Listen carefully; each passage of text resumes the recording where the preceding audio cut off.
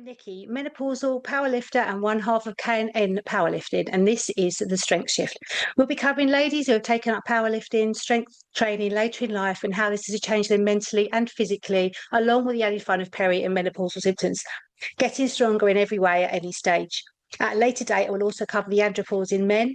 My guests will include other women like myself and other coaches and nutritionists who will have valuable expert advice. I am not a qualified nutritionist or coach, so all information, unless with a qualified person, will be of hindsight and from mine and my guests' own experience and journeys. Aneela Rose is my first guest. She is the managing director of Rose Media Group and also a powerlifter. Hi, Aneela. Again, I've got my own javelins. I've got my own javelins and I started throwing, but I wasn't a teenager anymore. I was in my 40s and I ended up injuring my throwing arm. And my javelin coach, who was at Crawley Athletics Club, he basically said, you need to get down to the gym, Aneela. You need to start strengthening your shoulders because you're not a teenager anymore and you're chucking a javelin thinking you're 14. And I got myself a personal trainer. I went to the Triangle Leisure Centre in Burgess Hill, which is where I live, and started having personal training. And he took me to that part of the gym that most women avoid, which is where all those big, long barbells are, and those big, heavy free weights are, and those big, intimidating frames and racks. And I remember saying to him, why are we coming to this part of the gym? Why am I not on the treadmill or the rower? And he says, just humour me, just give it a go. So I gave it a go. I did a squat, didn't even know what a squat was. And I'm doing it a bit grumbly, a bit moody at this point, thinking, oh, I've got the wrong personal trainer. And I did a squat. And then I came back for another session and I did a 50-kilo squat. And he turned around and he said to me, Aneela, you don't realise, but you are freakishly strong and you need to compete and you need to do it in a sport called powerlifting. And I'm like, what the hell is that? And why? I just want to be on the treadmill, thanks. And that's basically where it started. And started lifting bloody heavy weights. Absolutely loved the feeling Yeah. of empowerment. And for me, throwing javelin and lifting heavy weights is very similar. For a female, and I'm actually quite small, to hold a javelin on an athletics, on a field, and throwing a javelin, a spear, and lobbing it as far as you can. Yeah. And holding weights, very heavy weights, and lifting it as much as you can lift are very, very similar. They're very empowering. And you get all the endorphins and that rush of adrenaline. Mm. I love it. I love it. It's addictive, right? Very, very much so. Yeah, and I don't think that goes away, even No, the length of time that you do it. no, And right? yeah, I don't think I could ever give it up. No, It's and that's why I say it's just addictive, part. isn't it? Yeah. Yeah, but also I probably the same as you. It has got me through some very tough times over the last 9 years, and when something has gone wrong, it has been my rock, and I've had somewhere to go and just get away from everything. Yeah. And it doesn't matter what mood I'm in or how I'm feeling, it always makes me feel better. Totally, I'm with you. I get it, and that's why I Yeah, keep it going back for more. when you started training, were you perimenopausal? Were you menopausal by that point? No, I wasn't. No, no. So perimenopause for me started during COVID. So that was what, late 40s. So yeah, it COVID came, so 2020, and that's really when peri started. So my cycle started changing and my body started changing. And actually, I know we were all putting on a little bit of extra pounds here and there during COVID, but I'm thinking I'm not eating that much more, am I? Mm, I'm not at home and I'm not exercising as much, but am I really? I'm gaining weight. I'm starting to forget things. I'm like, oh gosh, when did I do that? And why am I doing that? And my memory started to change, and I'm putting it all down to COVID and, just lifestyle changes. But yeah, peri started then, and then menopause properly started about 2 years later. So I've now not had a period for must be well over 2 years now. Oh, has it affected your training, would you say? Absolutely. I was going to swear then. Absolutely. I swear more now. I think that's what menopause has done. It makes me Oh, swear more. absolutely. Yeah, no, I'm with you there. Yeah, I know. I do all the time. Yeah. Yeah, people who know me know I'm not a big swearer, but not publicly anyway. But honestly, the F word just comes out in every sentence now. I think that's I sound like definitely a a sailor's menopausal navvy symptom. most of the time, but you give a wine glass to me and the wrong wine in the wrong glass. That's it. I'm the poshest person in the road. Brilliant, isn't it? Oh gosh. Yeah, it to answer your question, yes, it did change for me. I mean, I was working it out, I gained nearly 10 kilos in body weight because I used to compete in the 52 class. And I was 62 at one point, I was 65 kilo body weight at my heaviest. My body was holding a lot of water. I'd obviously gained fat as well because I could tell from my middle, we tend to put on weight around our bust and around our belly and our hips. And I certainly did. My clothes, the last time I was a size 14 to 16, well, I was that size when I was a bit younger. But my clothes weren't fitting me. I was getting really stressed and quite depressed actually, because Oh, my day job, I work in PR, so it's kind of image, it's how you look. I'm really confident when I wear nice clothes. I feel happiest, and I'm a bit of a smiler, so I like if I'm happy, I smile, and the positive energy. But I found that my body shape changing really affected me more than anything, and putting on weight. But yeah, with my training, yeah, I became a bit sluggish actually, and having said that, I do remember starting to lift a bit heavier because I was a heavier body weight, actually mm, translated to me actually lifting a bit heavier. So there's a bit of a mm. plus. Yeah, absolutely. Yeah, it can work that way, can't it? Sometimes. Yeah, Um, yeah. but again, everybody's different, aren't they? So, They are, and that's absolutely right. What you've said there, everyone is different. So what I mhm, think women tend to do is compare themselves.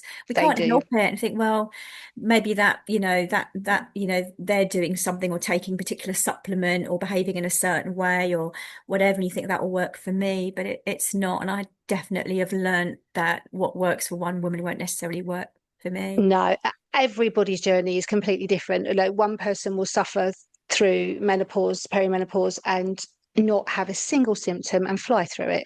Others will Yeah, suffer yeah, terribly, and others yeah. will have a little bit. I mean, it's slightly different for me. I had a hysterectomy when I was 32, but I had still got my ovaries.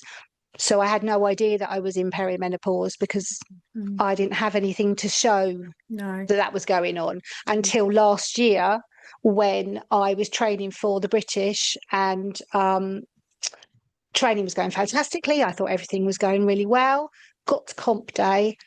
I couldn't even do my first opener. I couldn't get to depth. I struggled with the weight. It's something that I had been doing repeatedly and I had no energy whatsoever. We'd done bloods in May and everything was fine.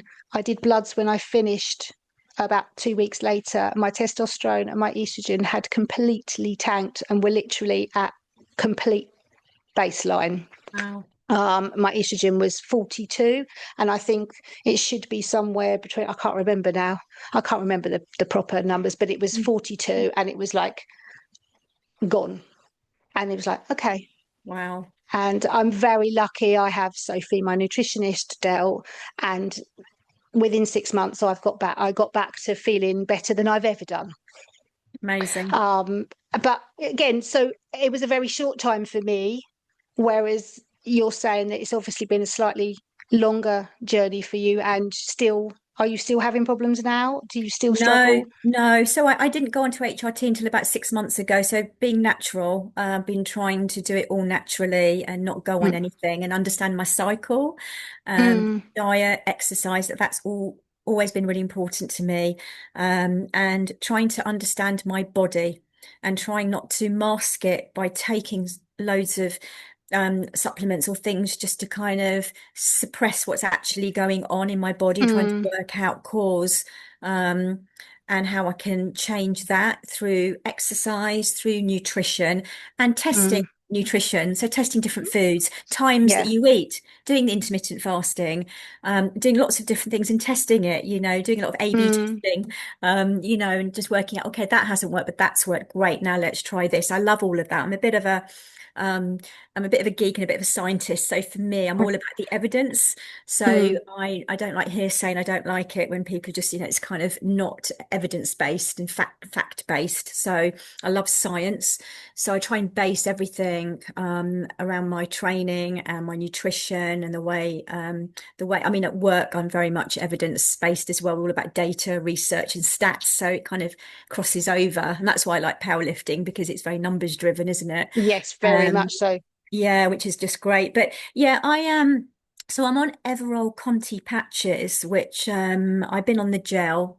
I did take some pills, but literally just I was not very well on those. And then then I went on the gel, the estrogel, but that did nothing for me, where you just kind of rub that in and That's what I use. Yeah. right, right. And again, that was working. A couple of my friends were using it and they raved about it. I thought I'll give it a go, but I didn't notice Didn't work anything for you. at all. Yeah, No. absolutely. And then my best friend was on the Everall Conti patches, and she said it's been great for her. And I thought, well, let me give that a go.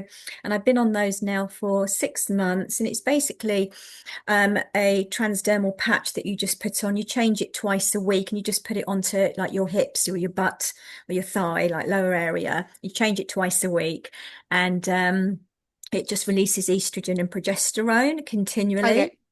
And it's been great. And I've Mm, lost the weight, but then that has coincided with going on a different diet as well and exercising slightly differently. So put it all together. So it's not mm. just HRT, but definitely things have changed for me. That's Definitely good. for the It does better. make a difference, doesn't it, Yeah, when you yeah. feel better? Because I don't know about you, brain fog for me was the worst. Mm, mm. I would find milk in the cupboard. I had Kev looking for my keys everywhere, They're in the only fridge. to find no, they were on top of the car. Um, We've all been there, darling. We've all we've been all there. been there. It's fine. So, but yeah, again, it is different for everybody as to how Mm. much brain fog you get or what symptoms you get. Because the symptoms that can be for menopause are there's the hugest list, and Yeah, some are not. A lot of people say, "Oh, it's not just menopause; that you could just have them symptoms anyway." I get that, but when you're bringing everything else into um, perspective with what you've got going on, you know that that is attached to that as well. absolutely. Yeah. A big thing for me was my hair had thinned, actually. So the hair thinning, it runs in my family anyway. Um, kind of alopecia, and I think a lot of Asian women within the community, we do suffer from hair thinning as we get older. But like certainly at the top here, this part has got quite a lot thinner. So you might have noticed that I've got my curly hair now. I straightened my hair for like 30 years, and then this blooming British weather, being caught in the rain constantly. This is natural curls, and I've got extra product in it to try and make it less frizzy. But by having the curlier hair has actually made it look thicker. Mm, It hasn't changed. It's not thicker, but the curls make it. And so I actually got mm, back now to my curly hair, which I haven't had for decades, because I'm really conscious of my hair. And if I do straighten it now, then I'm really conscious that it looks thin and a bit wispy, and it gets dry very quickly. So it's mm. definitely something I've noticed during menopause. Dry skin, I've noticed my skin's got, Yes, I have to yes. moisturize a lot now. Yeah. Yeah, Mm. that could be an age thing, menopause thing. The bloating I was getting, Nikki, oh my goodness. I mean, I should have taken photos, but there's no way you were going to photograph me looking 9 months pregnant. Seriously, there were times where I'd get up in the morning or just during the day. No, not in the morning, sorry, during the day. And the worst time is in the evening because you've eaten and Mm. the day is upon you. And my stomach would just be sticking out like I've got more than a food baby. And I did get worried a couple of times, thinking, is there something, Else going on. worrying? Mm. Yeah, you worry, right? Mm. But again, that was a symptom of the menopause. And I think time, like if I was eating late, my body would just hold on to it. So eating after kind of 8 o'clock, I found by changing that, I wasn't getting bloated, snacking a bit less, and eating slightly different foods. Mm. For example, I didn't realize, eating broccoli. can actually Dell told me that. He actually said, change from broccoli to peas or carrots, or Yeah, beans. because broccoli and cauliflower are cruciferous vegetables, and they don't actually agree with everybody. And Right. sprouts as well, being Right. Yes. yeah. Yes. Yes. That's right. I So didn't know that, you see, because you just mm, chicken, rice, and broccoli. Us broccoli, yeah, powerlifters and absolutely. It's a bodybuilders. green vegetable. So you like Yeah, absolutely. yeah, yeah. So that was quite revolutionary actually, because I was just heavy on broccoli, and then once I removed that, that changed a lot actually. So then I realized Oh, actually, yeah, just by removing broccoli, I stopped taking creatine as well for a little bit. So now I take creatine 5 days on, 2 days off, because that bloats me a bit as well. that's interesting because I take that, but I haven't noticed that. But yeah, No. so I just take it every day. So Yeah, yeah, that's right. Well, I thought, well, I want to take it because it does help me, creatine. I notice when I don't take it, the difference, my energy levels and the muscle build and everything. So it does help me. And obviously with menopause, I'm producing less creatine, so it's good to supplement it.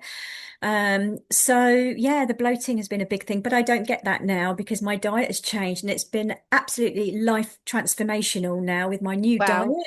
So I finally found a diet that suits me, and that's the keto diet. Again, exactly what that suits you beautifully, but wouldn't necessarily suit somebody else. But No, for no. you, you found your little niche. That's that's right. And that's what I encourage other women to try, don't just jump on the bandwagon of what everyone else is on or Mm, doing. You've got to or try it, but then have an open mind, which is what I did. And I think because being a Muslim, I do fast during Ramadan. And so for hmm. me, it started with the whole fasting during Ramadan and then eating good food when you break the fast. Don't just load up on Yes. carbs because that really does bloat you out. So this year, what happened during Ramadan a couple of months ago, I did half the fasts, but because I was gearing up for a qualifier, I had to be careful of my energy level, so I couldn't do Mm, full fast because you don't eat or drink during Ramadan. But fasting is really important to me. So I did half the fast, and then I thought I'd been reading up about keto, and I'm not been on 100% keto, so I have about 40 grams of carbs. So it's impossible to go zero carbs. It really is, for me anyway. So I just noticed that going on the keto diet really suited me, and actually mm. going full fat on everything has been brilliant. I'm back onto dairy, forget oat milk and soya milk now, forget that. I'm back onto full fat dairy, I'm back onto full fat Greek yogurt. I'm having all of my Mm. beautiful seeds. My seeds are brilliant because it just helps with fiber and proteins. Yep, Brilliant. My insides feel really healthy. I haven't got any bloating, and my body is functioning really well, in and that's out. really good. Yeah, that's It's, really good. isn't it? It's Yeah, amazing. I Yeah, not mean, eating late in the evening, that's been huge for me. Huge. And when were I you a say late late, I eater? mean after I eat now, 7:30 is the latest. I'm done.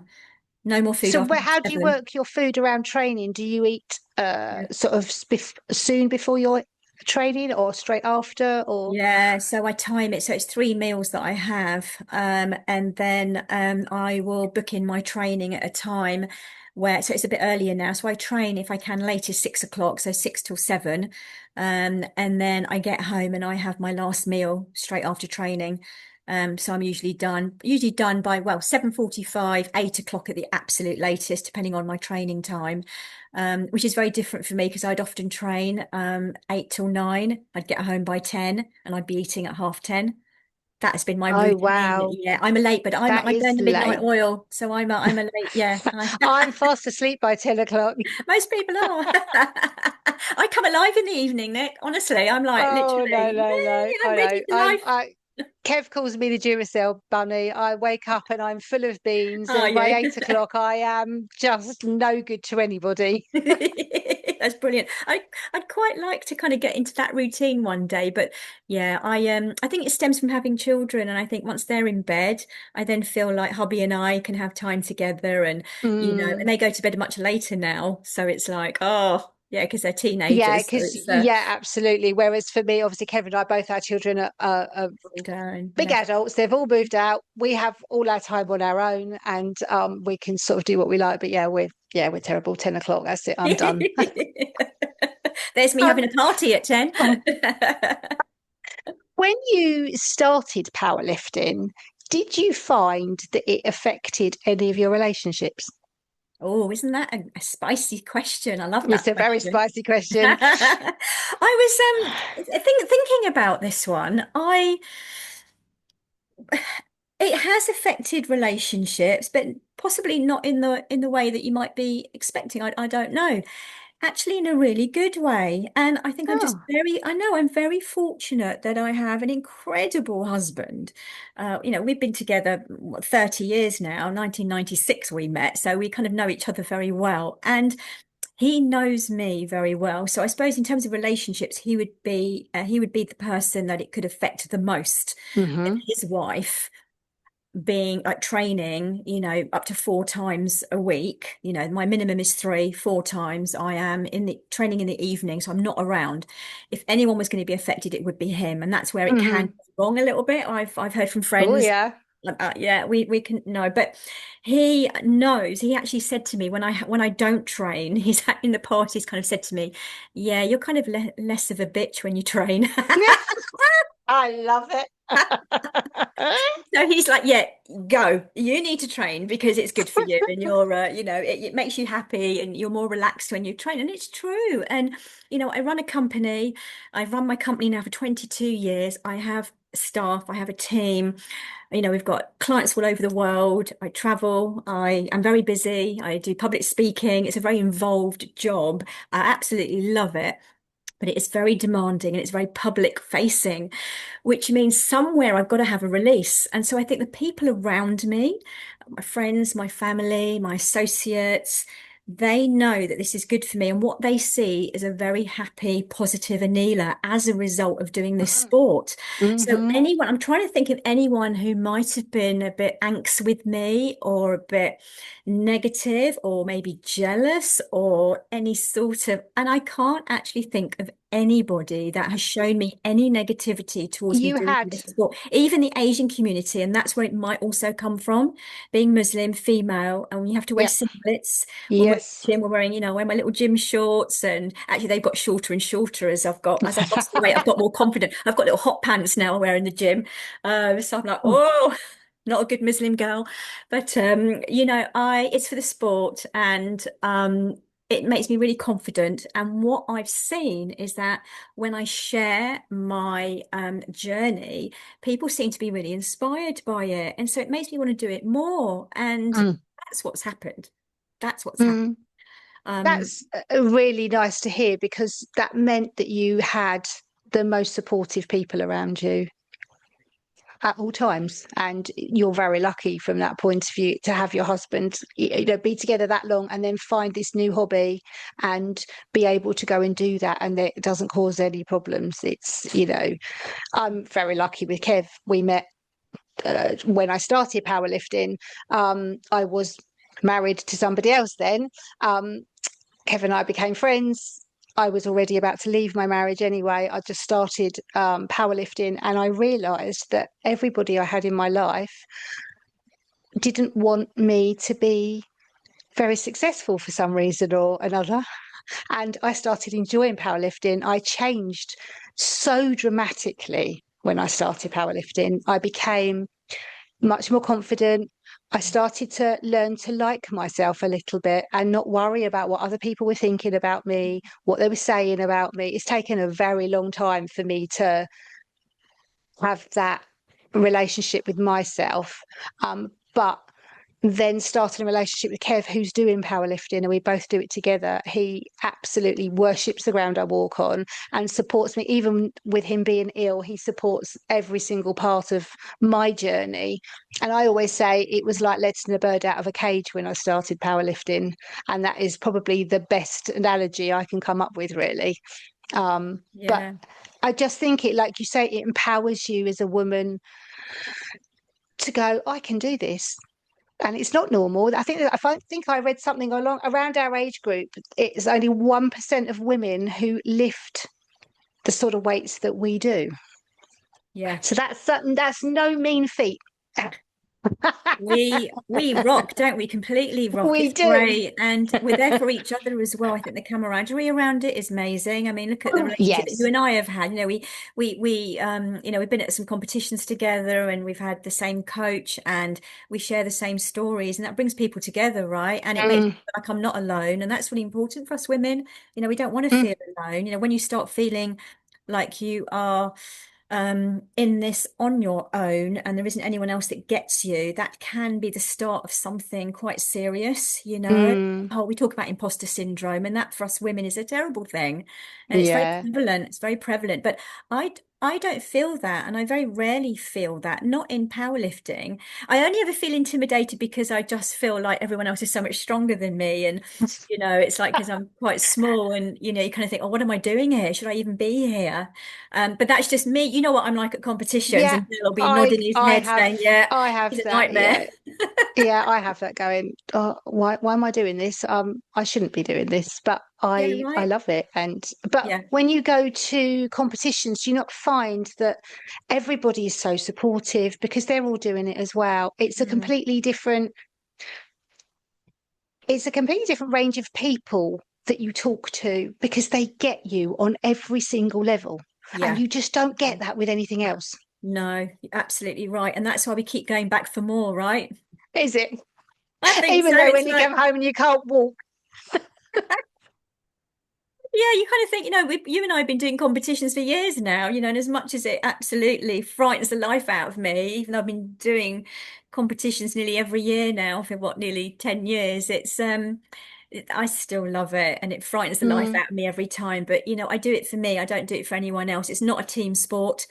It is an individual sport. That's why I love it so much. And I like to do it quietly behind the scenes. I do it for me. mm, Because what it gives me, because I'm not really a physical lifter, I'm more of a mental, a head lifter. So for me, when my head is in the right place, I go and nail it. It's amazing, mm, you know. And I know that because and my coaches, you know, both Sarah and Del know me well and know that if I'm not in the right place, if I'm preoccupied or if I'm not believing true to myself that I can do this, then I probably won't lift the weight.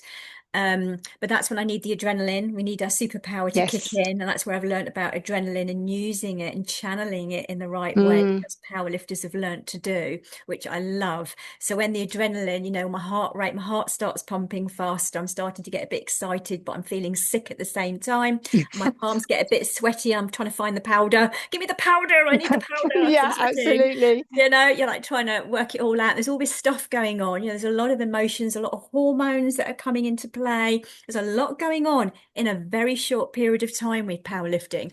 And I love how I'm learning about my body in every competition, even every training session. I'm thinking like, how's my body going to react? What's going to happen? You know, and I love it. You know, we're always learning, Nikki, aren't we? Always learning something. We are. And also, I think, I don't know about you, when I started powerlifting, I was 90 kilos. So I've lost a lot of weight. I've Um, changed the way I lift. I was a sumo deadlifter when I started. I now pull for conventional, and I'm stronger now at this weight than I've ever been. Amazing. Wow. Um, and it's just, yeah, it is. But you always want that bit more. You do. And you kind of think, well, I can do just, you know, it's just that little incremental uplift. You kind of think, I Mm, want a little bit more, a little bit more. And you think about bench, you know, and you only need to get marginals on in that, marginal gains in that for it to feel, you know, for me, again, you know, getting my 50 kilo on my bench has always been my nemesis, as you know, and it's always like, but just getting that, you know, 52.5 or getting up to the 55 or the mm, 57.5, and I'm heading up towards 60 now is mm, I'm older. So I'm thinking, I had this conversation with Sarah a few weeks ago, you know, the fact that I'm now older, my numbers are actually, you know, higher than when they were when I first started. So there's something for all you women out there listening to this. That absolutely. just because we're getting older, you shouldn't be lifting, you shouldn't think you'll be lifting less, you know? No, and I'm a huge believer in the fact that older women should not be doing millions of hours of cardio, running themselves into the ground. No. They lose muscle. Doing strength training at our age is one of the most important things you can do. Do Mm, you want to be the youngest one in the nursing home or the oldest one in the gym. Very It's good. as easy as that, isn't it? Really, Mm, as easy as that, as yeah, far as I'm concerned. yeah, yeah, yeah, And you will absolutely. change your outlook on life just by doing this as you get older and carry on doing it. I love to see older ladies lifting. Totally. Um, Yeah, yeah. I mean, It, I watched one of the competitions at the weekend and there was a 65-year-old lifting incredible. And I just think it's just fantastic. If I'm isn't doing that it? in 15 years, I Ah, will be a happy girl. totally. That's kind of I actually think if I hadn't have been strength training, powerlifting, I think menopause would have been looking quite different for me. I think it would have been a lot worse for me. You know, Mm, I get a few aches and pains with my joints. Of course I do. And I think I'd be lying if I said that I didn't. But it's certainly nothing for me to worry about, and it doesn't stop me from doing anything. And I think it's because I've been lifting consistently now for years. You know, I've been really consistent where I've seen people come and go. Um, mm, and I have continued with it through the real hard times. You know, there's been a lot of family stuff going on, life stuff going on that I have been mm. through, that we all go through. But the one thing that has been my constant and my love is my lifting. And Yeah, I absolutely. literally skip to the gym. I can't wait to be there as much as I still find it a little bit daunting because I know what's coming. I know what Sarah's going to ask me to do. And it's like, can I do it? Am I in the right frame of Mm, mind? And if I've had a really hard day at work and it's been really tough, the last few months have probably been the toughest I've ever had running my mm, business. Um, so I've had to negotiate that. And so that's where my head comes in. My head's got to be in the right place. And that's why I go back mm, to it being a mental thing. And mm, with the mindset and the mental strength with the powerlifting, I can bring that into my business as well. And that's what I share with the team and people that I work with. And when I go into schools and colleges, I tell the kids about, you know, the self-belief and how important it is. But you've got to believe in yourself and that you are good yeah, enough, you know. yeah, And absolutely. that's hard for a lot of us, I know. But again, it's through having role models, right? You got to have the Mm, role models. And I feel that you and I and all the other female lifters, we are role models, amazing role models. And we're so inspirational to so many people out there. mm, And that should be almost like a legacy for us. And for me, that's mm. what I want. I want my daughter, my 12-year-old daughter, my 16-year-old son, and my husband and other family and friends to kind of think, yeah, you know, this is possible, you know. Um, Absolutely. Yeah, at any age as well. any age, at any age. I look at my daughter, who's probably just as strong as me. It's ridiculous how strong she is, you know, and I think, wow. I've got a picture of her actually at the British there, Body Power NEC from oh, when was it? I can't remember what year it was now. There's a picture of her, and she was only 5. And she was lifting a 20-kilo barbell as we were leaving the Wow. competition.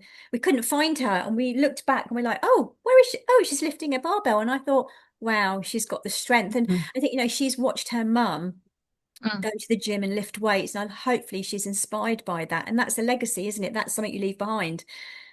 Definitely. Yeah, definitely. But for a 12-year-old girl to see that from their mum is very inspiring. I I hope think that so. Yeah. But not just for their physical health, but mentally, like you say, because mental health is a huge thing these days, far more than it was when we were younger. yeah, Um, yeah, and I also think as we get into our 40s and then into our 50s, mental health then becomes another thing.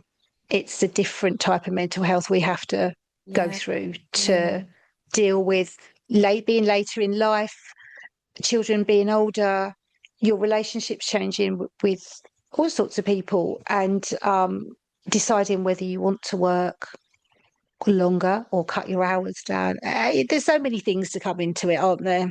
yeah, there really is. And that's why I think the exercise, you know, it's never going to be a bad thing, is it? Exercising and spending time on your health. And as you get older, we realize this more and more, you know.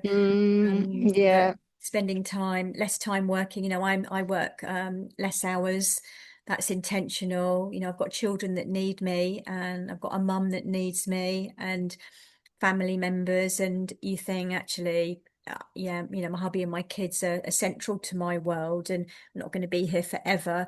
But I do feel that you've got to put yourself first, and that's not being Mm, selfish. no. I know, I have been through that journey myself where you think, oh, am I being selfish? In fact, I was talking to Sarah today about it during training, because there's a lot of family stuff going on.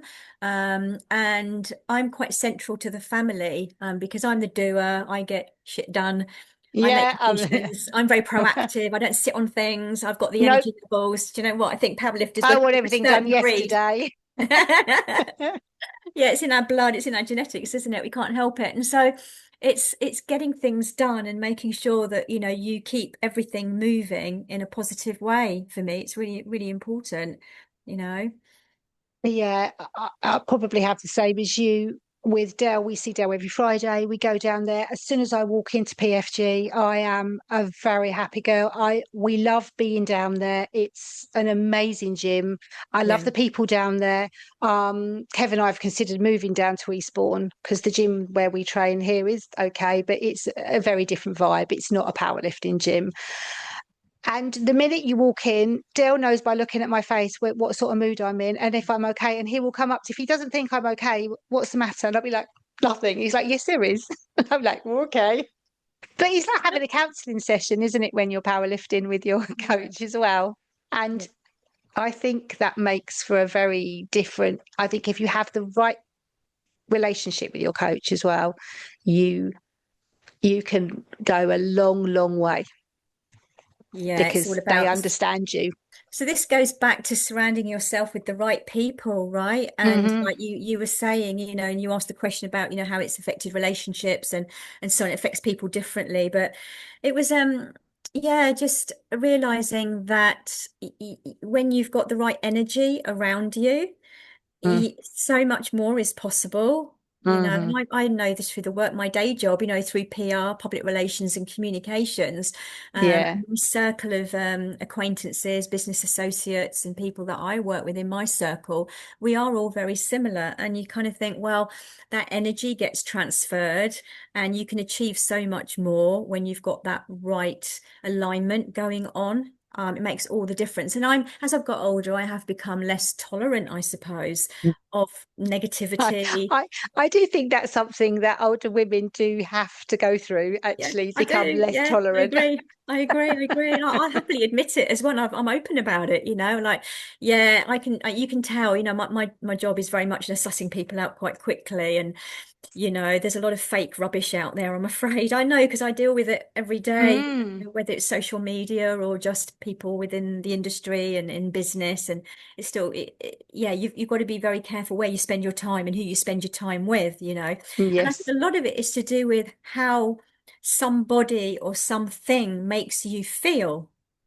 And I've realized that as I've got older, when something makes me feel good, then I naturally want more of it. And if I'm in the Yes. company of somebody, I walk away from them and I'm feeling like, wow, I've got a bit of a flutter or a bit of a spark, or I'm walked away smiling or just feeling really content and at peace, then I kind of want more of it. And I think everyone Mm, that's in my circle, that's how they make me feel. And I yeah. hope that I make them feel something too, but Yeah, I don't know. absolutely. It might not I'm be. I sure might not. you do. We'll You're very find much out. like me. You've always got a smile on your face, and it doesn't matter what's going on. That always, to me, is what I do. And Yeah. I will hide everything that is going on behind that. Um, go training, and it just makes everything okay. It does. It does. And it's okay to say that as well. Because for a Yes. while I was kind of thinking, oh, you're just covering it up, you're pretending, you're faking it because you're pretending everything's okay when it's not okay. Is it okay to be like that? You kind of go, Mm, in my head, I was getting really muddled with it a few years back, and there was a lot of stuff going on, and then you kind of come out of that and you realize actually you don't have to share everything with everyone. You can No. keep things private, and that's okay to do that. And Yeah, absolutely. I don't share things. But I think because I'm more active on social media now, because I do a lot, and I've realized I've been told that people like to see what I'm doing and, insight, well, maybe what's going on in my head or in my life. You think, okay, I'm happy to share things, but I don't share everything, and there's a lot I don't No, share because I don't need to and I don't want to, and I'd never want to feel pressure to share no, more than I want to share. no, absolutely.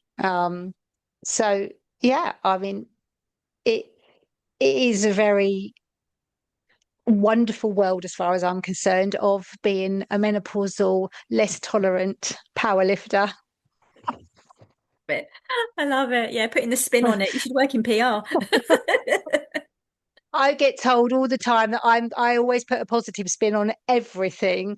Yeah. Someone was wearing some squat shoes the other day, but they were with Dale and they were tipping forward a little bit. And I said, "Oh, I just make them work harder at the squat." And Dale said, "Well, I trust you to put a positive spin on it." And I'm like, but that's just the way I live my life and how I get through everything. Yeah, it's Because I brilliant. think if you allow everything to push you down, you just wouldn't get anywhere, and you need to move forward constantly, not look back.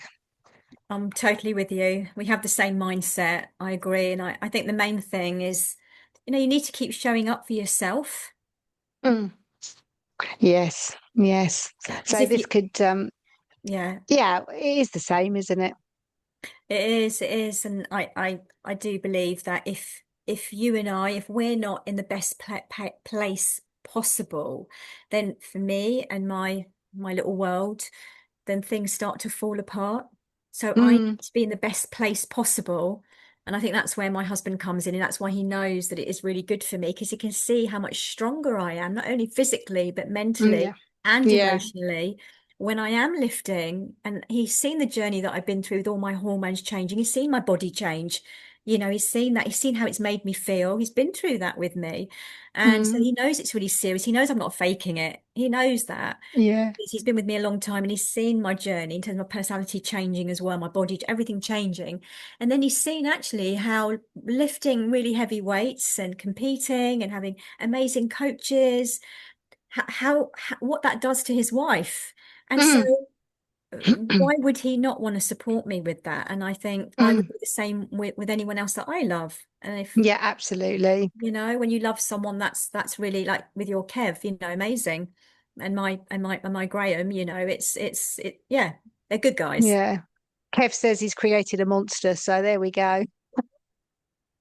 A It's all his lovable fault. monster, a lovable It's monster. all his fault. He calls me Yeah, princess, it's so I'm going to everything. get one of them. I'm going to get a tattoo going princess life.